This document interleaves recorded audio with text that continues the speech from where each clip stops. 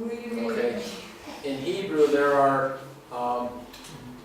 at least two types of wavs. И вот в греческом есть несколько видов фраз. There is the consecutive wav. Or the wav consecutive. Огласовок, да. Есть те, которые последовательность подчеркивают.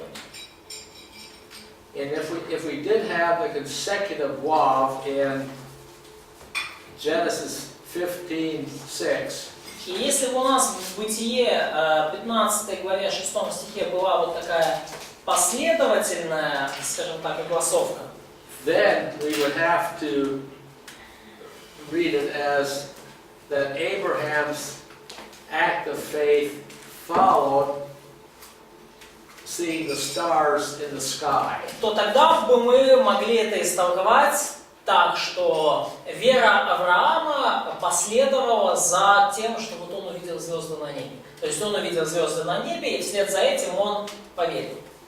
But we don't have the wav consecutive in Genesis 15:6. Но у нас в 15.6 у нас нету вот этой последовательной огласовки в Бытие 15.6.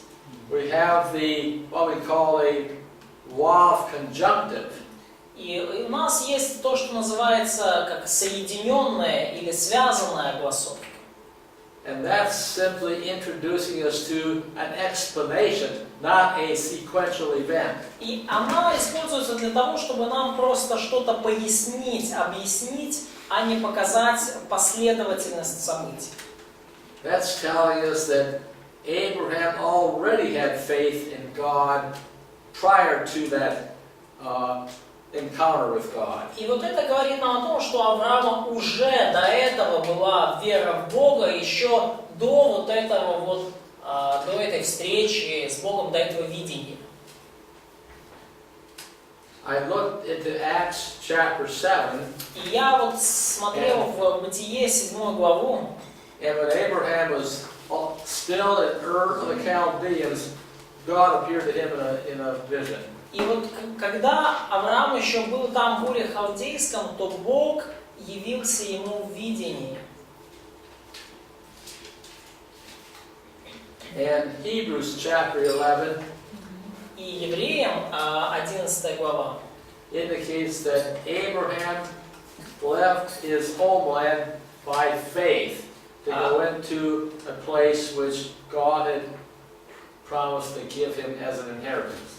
Евреям показывает 8 глава, 11 глава 8 стих говорит, что верой Авраам покинул свою страну и отправился в страну, где Бог обещал ему наследство.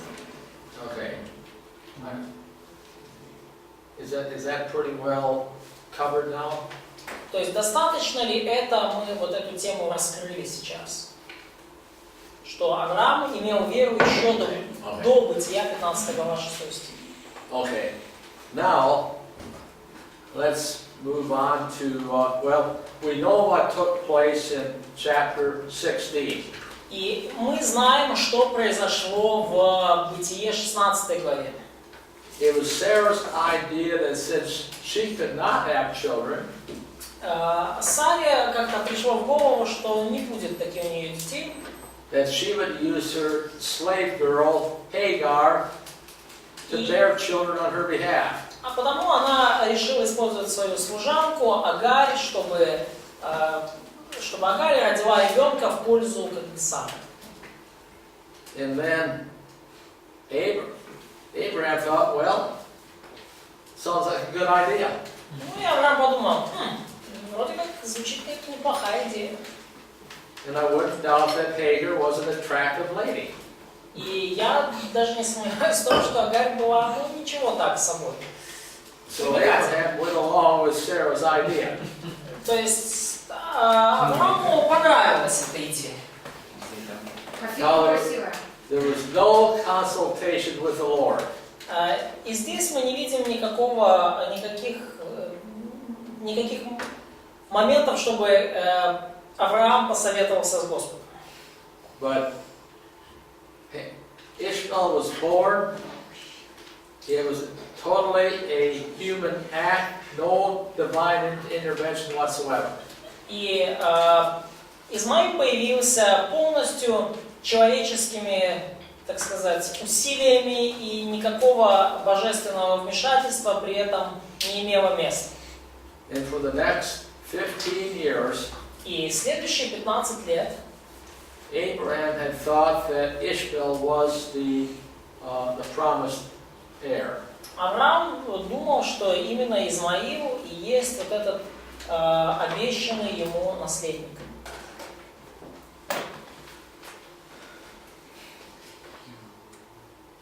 Well, I'm going to go over to Genesis 17 now. И теперь вот в Бытие 17 главу давайте посмотрим.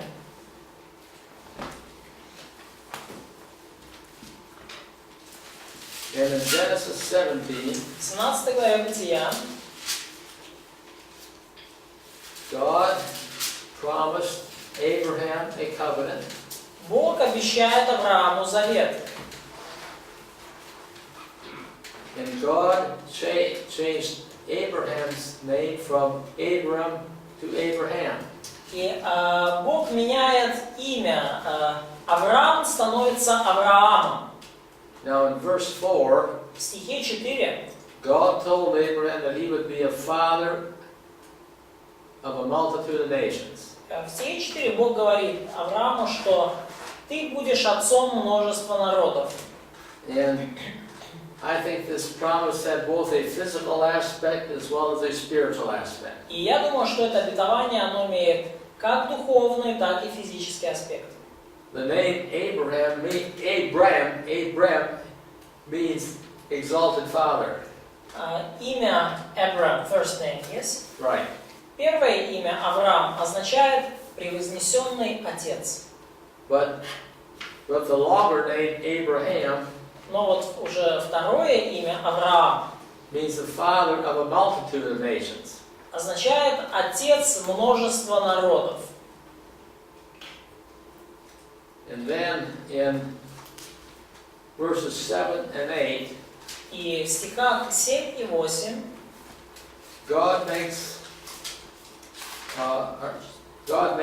two parallel promises to Abraham. Бог дает Аврааму несколько параллельных обещаний, обетований. First of all, Во-первых, there will be an everlasting covenant with God. будет вечный завет с Богом. Well, that will be between God and Abraham's seed. Между Богом и Авраамом, и также между Авраамовыми потомками. In verse 8, И в стихе 8 an everlasting promise of an everlasting possession of the land. обещано вечное владение землей. And then the following verses, it's the ritual of circumcision. И в следующем стихе описан обряд, в следующих стихах описан обряд обрезания. Okay. Now, in this chapter, Abraham's faith is going to advance. И в этих уже главах мы видим, что вера Авраама растет. Okay. In 15, Abraham believed that God would provide a son from his own body. В 15 главе Авраам поверил, что Бог произведет сына из его собственных чресл. In chapter 17, В главе 17 God is going to provide that son through Sarah, not through Hagar. Бог показано, что Бог обеспечит этого сына через Сару, а не через Агарь. And as an expression of Abraham's faith in God, И как выражение веры Авраама в Бога, he receives the sign of circumcision. он получает знак обрезания. Now Now we're going to go back to Romans chapter 4. И теперь нам нужно вернуться в Римлянам в 4 главу. Okay, Romans 4:11 picks up the circumcision. Римлянам 4 глава, 11 стих, поднимает вопрос обрезания. Упоминает обрезание. And once we finish Abraham, we'll go back to David. Как только мы закончим с Авраамом, мы перейдем к Давиду. Okay, so Abraham received the sign of circumcision. Итак, Авраам получил знак обрезания. A seal of the righteousness of the faith which he had while he was in uncircumcision. Печать, как печать праведности через веру, которую имел вне обрезания. That he might be the father of all them that believe. Так что он стал отцом всех верующих. Though they be uncircumcised. Верующих вне обрезания. That righteousness might be reckoned unto them. Чтобы и им вменилась праведность. Okay. What the apostle does in Romans 11. Что делает апостол в Римлянам 4:11? He ties together Он соединяет вместе the faith of Abraham in chapter 15 веру Авраама в 15 главе with the faith of Abraham in chapter 17. С верой Авраама в 17 главе Бытия. The circumcision which he receives in chapter 17 обрезание, которое он принял в 17 главе Бытия, is an expression of his faith in God to give him a son through Sarah. Было выражением его веры в обещание Бога о том, что Бог даст ему сына через Сару. But also serves as a sign of his faith in chapter 15. Но также служило и знаком его веры в то, что он увидел еще в 15 главе. Where God told him that a son would come through that an heir would come through his own body. Когда Бог обещал ему, что наследник произойдет из его тела. And that his descendants would be like the stars of the heavenlies. И что его потомство будет многочисленно, как звезды на небе. So in chapter 4, Итак, в 4 главе Римлянам the apostle is linking those two chapters together. Апостол соединяет две эти главы вместе, to demonstrate or to teach us the faith of Abraham. Чтобы показать нам, чтобы научить нас на примере веры Авраама, Both before circumcision которая была у него и до обрезания, and when he received circumcision. и которая была у него, конечно же, когда он получил обрезание. And that his Abraham's circumcision И вот это обрезание Авраама served as a sign of Abraham's faith in God's promise. служило знаком веры Авраама в обещание Божие. And that promise included that he would become the father of a multitude of nations. И это обещание включало также то, что он станет отцом многих наций, множества народов. If you look at verse 11, Так, если вы посмотрите на стих 11, Abraham is the father of those that have circumcision, but also believe in God. Авраам стал отцом. It's reversed. In verse 11, he's the father of all those who believe, even if they're not circumcised. Да, Авраам в 11 стихе показан как отец всех верующих, даже если они не обрезаны. And in verse 12, И в стихе 12 he is the father of those that are circumcised, but who also walk in the steps of the faith of Abraham. он также отец обрезанных, но тех обрезанных, кто ходит по следам веры Авраама. So whether circumcised or uncircumcised, То есть независимо от того, обрезан человек или нет, the important thing is that we walk in the steps of of the faith of our father Abraham. Самым важным является то, ходим ли мы по следам веры отца нашего Авраама. Okay, then verses 13 through 15 И стихи с 13 по 15 declare that it's not by law. объявляют нам, что это все было не по закону, But не через закон. the promise of God Но обещание Божье in verse 16 в стихе 16 is by faith that it might be according to grace. дано по вере, чтобы оно могло быть по милости. To the purpose that the promise may be sure to all the seed, чтобы обетование... The promise, can you repeat the last sentence? I'm reading from the text. Да, то есть и так по вере, что было по милости, дабы обетование было непреложно для всех. Not only to those which are under the law, Не только по закону, but also for the faith of Abraham. но и по вере потомков Авраама, Who is the father of us all? который есть Отец всем нам. So that goes back to the promise to Abraham in Genesis in chapter 17. И это все уводит нас назад к обетованию данному Аврааму в 17 главе Бытия. I have made you a father of many nations. Когда Бог сказал Аврааму, что я сделаю тебя отцом множества народов. Okay, so Abraham believed in God prior to circumcision. Итак, Авраам верил в Бога еще до своего обрезания.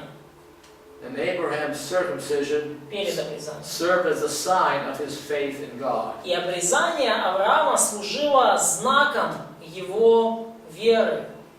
So he is the father of all circumcised people who also believe in God. И вот таким образом он отец всех обрезанных людей, которые также верят в Бога. And he's also the father of uncircumcised people who believe in И God. также он отец необрезанных людей, которые тоже верят в Бога. And when I say believe in God, I mean trusting in Jesus Christ for salvation. И когда я говорю верят в Бога, то подразумеваю, что тех, кто верит в Иисуса Христа для спасения. And since Abraham lived before the law was given, Итак, Авраам жил еще до того, как был дан закон. the law has nothing to do with Abraham's faith in God. Закон вообще, скажем так, не имел никакого отношения к вере Авраама в Бога. Okay, so much for Abraham. Итак, столько мы уже говорили про Авраама. So we looked at an important citation. И мы посмотрели на очень важную цитату. We looked at New Testament commentary on Abraham and Sarah. И мы видим новозаветный комментарий происшедшего с Авраамом и Сарой. We've seen what it means for him to be the father of many nations. Мы видим, что это значило для него быть отцом множества народов. Now let's look at the other example in И давайте посмотрим сейчас на другой пример в and Римлянам. that is David. И это Давид. Okay. David was circumcised and he was under the law. Давид был очевидно обрезан и находился под законом. But he too was given righteousness strictly on the basis of faith. Но и ему праведность была дана строго на основании его веры. Okay, we're all familiar with his night in bed with Bathsheba. Мы все знаем про его залет с Версавией. And it turned out he got her pregnant. И вот все то, что эта ночь, она закончилась в итоге беременностью. And to cover up her pregnancy, he invited her husband Uriah to come home and spend the night. И чтобы прикрыть как-то эту беременность, он вызвал с войны мужа Версавии Урию и побуждал его к тому, чтобы он провел ночь со своей женой Версавией. И никак не мог заставить Урию переспать с Версавией.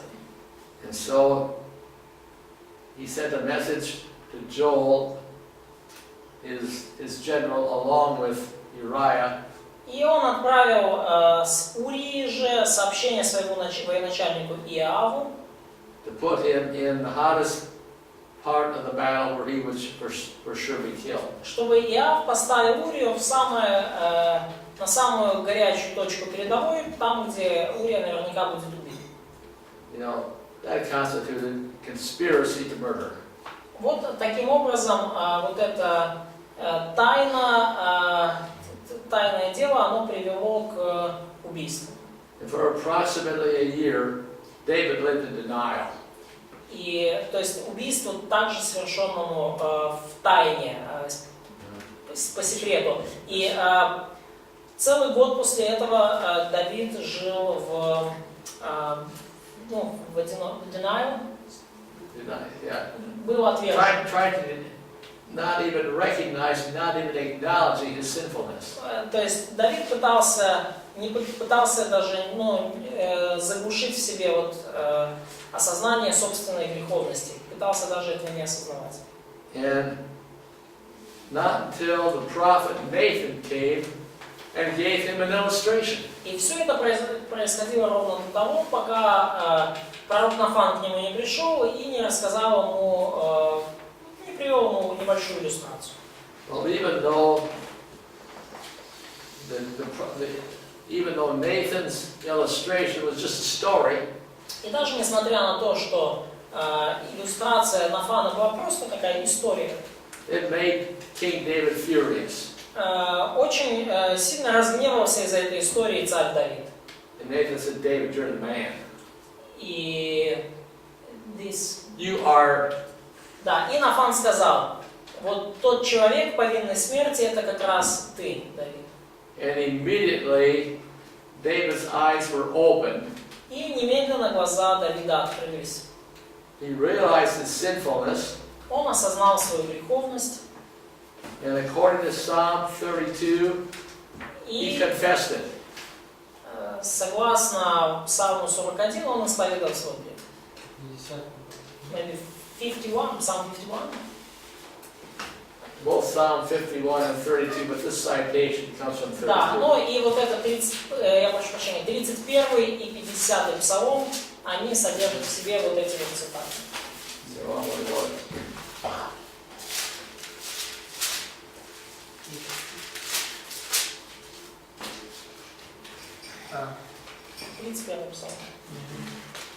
Okay, Psalm 32 just says a Psalm of David, but as we read through this psalm, we can pretty well reconstruct the background. Псалом 31 назван Псалмом Давида, и когда мы его читаем, мы вполне можем восстановить обстоятельства, на фоне которых он писался. Okay, the psalm begins with David's confession. Псалом начинается с исповедания грехов Давида. And of course, forgiveness. И, конечно же, с прощением. So, somebody in the class read verses 1 and 2. Кто-то в классе, прочитайте 1 и 2 стих. Блаженний, кому подарований злочин, кому гріх закрито. Блаженна людина, що Господь і гріха не зуміє, що нема в ній досу лукавства. Now notice in this psalm, both in the psalm itself and in the citation, Обратите внимание, что вот в этом псалме, и в самом псалме, и в том, как он процитирован в послании к римлянам, nothing is said about righteousness or justification. ничего там не говорится по поводу праведности или оправдания. So why does the apostle include this quote in his where he's trying to illustrate righteousness by faith? Почему же апостол Павел включает эту цитату, этот отрывок, в тот самый момент, когда он пытается проиллюстрировать праведность по вере? Well, you notice verse 1 says, Стих 1 говорит, обратите внимание. oh, the blessedness of one whose transgression is forgiven. Блажен, кому отпущены беззакония, Whose sin is covered. и чьи грехи покрыты, and to whom Jehovah does not impute or charge iniquity. и кому Господь не вменит греха. Now that is the equivalent of crediting David with righteousness. И фактически это синоним, это эквивалент того, что Давиду вменена, Давид получил праведность. So Abraham was credited with righteousness when he believed God. Аврааму была вменена праведность, когда он поверил Господу. David, on the other hand, was not charged with sin. Давид, в свою очередь, также не был обвинен в грехе Following his confession. после того, как он исповедовал этот грех. In both cases, В обоих случаях God granted righteousness by faith. Бог вменил праведность по вере человека. When we go to 1 John 1:9, Когда мы читаем 1 Иоанна 1 главу 9 стих, and we probably have to do that every day or even several times a day, и, наверное, мы будем это делать каждый день, а может быть, как-то даже и по нескольку раз в день, we by faith confess our sins and accept God's forgiveness. Именно этот стих о том, что по вере мы исповедуем наши грехи и принимаем божественное прощение. And one night I heard a pastor say, Как-то вечером я услышал одного пастора, который говорил, if we confess the same sin 10 times, который говорил, что если мы один и тот же грех исповедуем 10 раз, the last 9 times последний, 9 раз, we have insulted the grace of God. мы уже тем самым оскорбляем благодать Божию. We only have to confess it once. Нам нужно грех исповедовать только один раз. We accept by faith God's forgiveness. И принимать по вере божественное прощение. And we are no longer charged with that sin. И мы больше, то есть принимать, что мы больше не обвиняемся в этом грехе. So David confessed his sins as a believer. И Давид исповедовал свой грех, будучи верующим. And by faith he received forgiveness. И по вере он принял прощение. Abraham had believed God back when he was still in Ur of the Chaldeans. Авраам поверил Богу еще тогда, когда он был там в Уре Халдейском. And he received righteousness. И он получил праведность. So David was under the law. И Давид был под законом. And was circumcised. И был обрезан. But he received forgiveness. Но он получил прощение. When he confessed the sins. Когда исповедовал грехи. And by faith accepted God's forgiveness. И по вере принял божественное прощение. So whether without circumcision or with circumcision. И потому неважно, с обрезанием, без обрезания. Either before the law or after the law. До закона или после закона. It's righteousness. Праведность. And forgiveness. И прощение. By faith. Их можно получить только по вере. Okay. So to complete Romans on salvation, let's go to chapter 10. И чтобы закончить то, что Римлянам говорит о спасении, давайте откроем 10 главу. We'll probably only get started because I don't want to rush through these verses. И мы, наверное, только начнем сегодня, потому что я не хочу лететь галопом по Европам через эти стихи. Okay, in the opening verses of chapter 10. Okay, one more time. What? Please. Repeat, please. Repeat last sentence. Repeat last sentence? Yeah. Okay, just carry on. Carry on. I can't. Carry on. Carry on. Just. Okay.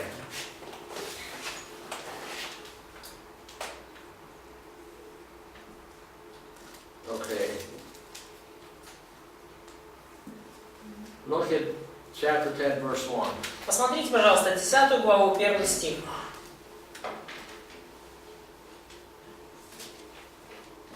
Okay, the apostle wanted to see Israel saved. Апостол хочет видеть, чтобы Израиль спасся. He recognized their great zeal for God, Апостол признает, что их великую ревность по Богу, but it was not in accordance with the knowledge of the gospel. но эта ревность не в согласии со знанием Евангелия. They're ignoring the righteousness from God Они игнорируют Божью праведность and seeking to bring about or to establish their own righteousness. и ищут возможности установить собственную праведность, Not knowing that Christ is the fulfillment of the law for righteousness. не зная, что Христос — это исполнение Of everyone who закона, believes. исполнил закон праведности для Okay. каждого, кто конец для праведности всякого верующего. Now from verses 5 through 13. И для стихов с 5 по 13 The apostle is going to put several Old Testament references together апостол соединит несколько ветхозаветных ссылок вместе. which teach righteousness by faith. Эти ссылки, которые учат праведности по вере. Okay, and he begins with verse 4, a misapplication of the law. И он начинает со стиха 4. Неверное применение закона. Did I say 4? It should be 5. Точнее, он говорит о 5 стихе, и это вот именно неправильное понимание, неправильное использование закона. Okay, in verse 5, he begins by quoting from the book of Leviticus. И стих 5 начинается с цитаты из книги Левит. Leviticus 18. Левит, 18 глава.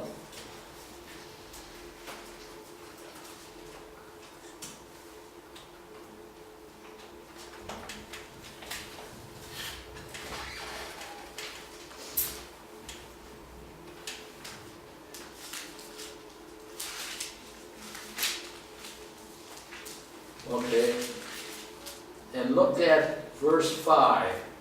И посмотрите на 5 стих, Левит 18:5.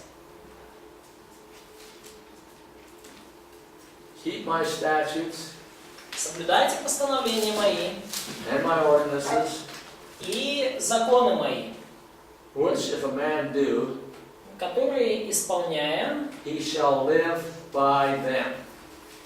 человек будет жив ими. Okay. Now verses 6 and following И стих 6 и последующие are a list of, or an example of some of those statutes.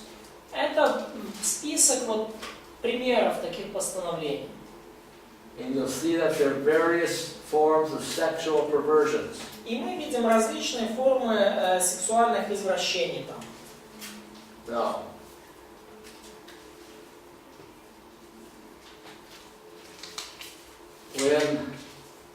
when the text says in verse 5, И когда стих 5 говорит, do these things and you shall live by them, исполняйте эти вещи, и вы будете живы ими. what type of life is the Bible talking about? А какого рода жизни говорит здесь Библия, изначально в Левитах? Физическое. So it's physical life. The what? Physical life. Physical life, temporal life, life right now and here. Okay. Физическая временная жизнь прямо вот здесь, сейчас на земле. This is a promise to Israel Это обетование Израилю. that if they abide by these statutes И если они будут пребывать в этих повелениях and did not commit these sexual perversions, и не будут совершать вот эти сексуальные извращения, that they would probably enjoy a longer life and a better quality of life in their promised land. то они будут наслаждаться более длительной, более качественной жизнью в обетованной земле. But it's physical and temporal, Но это физическая, временная жизнь, not spiritual and eternal. не духовная и вечная.